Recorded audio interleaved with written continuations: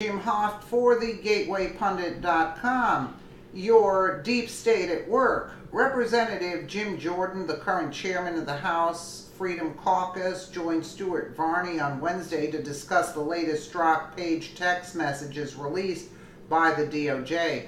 The latest text messages from the anti-Trump official shows how they were feeding anti-Trump articles to the press.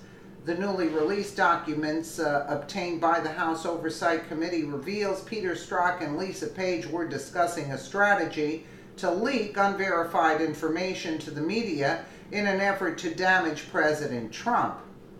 Representative Jim Jordan, remember Stewart, when Michael Horowitz, the Inspector General, did his investigation, he talked about the fact that one reporter had 13 different individuals at the FBI who were feeding him information, so there was certainly a leak strategy going on.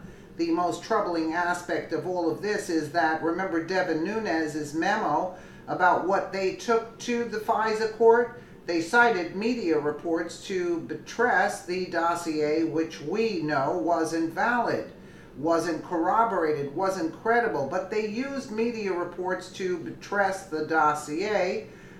They were leaking information to the media that they were then using to buttress the document that they were using to then get the warrant to spy on the Trump campaign. And I hope I pronounced that word correctly.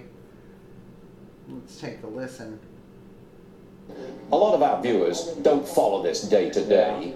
I want you to tell us the significance of that text. What does it imply to you? Well, remember, Stuart, that when Michael Horowitz, the Inspector General, did his investigation, he talked about the fact that one reporter had 13 different individuals at the FBI who were feeding them information. So there was certainly a leak strategy going on. The most troubling aspect of all this is that, remember Devin Nunes' memo about what they took to the FISA court?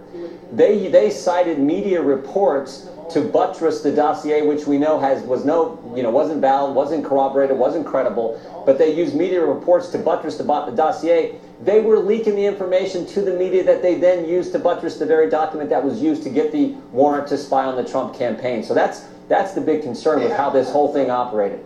If there is a conspiracy to protect Hillary and undermine Trump, and I think there was, are there documents which would prove it and show it very clearly? And if so, where are those documents? We're still waiting to get all the documents from Rod Rosenstein and the Department of Justice. It's why we pushed so hard. But never forget the basics. Bruce Ohr, a top Justice Department official, his wife worked for the firm hired by the Clintons to put together the dossier. Bruce Ohr, according to Peter Strzok's testimony when I asked him this question in the hearing several weeks ago, Bruce Ohr was giving the information to the FBI, the dossier itself. So his wife's working for the firm hired by the Clintons to put together the document that was then given to the FBI and used to go to the FISA court to spy on the other campaign. It is never supposed to work that way in this country, and yet it did. And to buttress all that effort, they were leaking information to the press to write stories favorable to what they were trying to accomplish. Again, that is never supposed to happen either, but it sure looks like it did.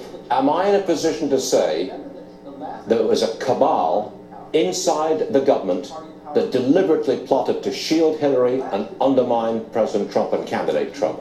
Is it a legitimate thing to say? Remember this. There was a cabal and they conspired? James Comey, director of the FBI, fired. Andy McCabe, deputy director, lied 3 times under oath, faces a criminal referral. A grand jury's been impaneled, fired.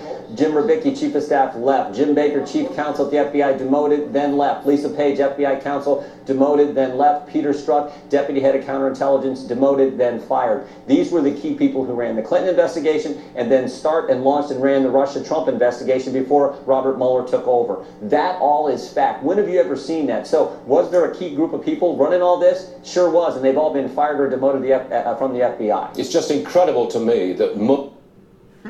It's incredible. Yeah, it's incredible to all of us, absolutely.